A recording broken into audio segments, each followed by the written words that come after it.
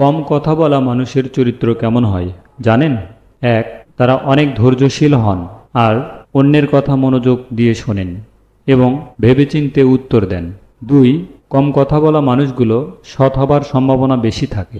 এরা খুব একটা অন্যকে বিরক্ত করেন না বা কষ্ট দেয় না। 3. কম কথা বলা মানুষরা একা থাকতে পছন্দ করেন। তারা একা থাকে যেন তারা নিজেদের উন্নত করতে পারে। 4. কম কথা বলা মানুষ অনেক বুদ্ধিমান হন। তারা কাজের কথা অল্প কথায় অন্যকে বুঝিয়ে দেন।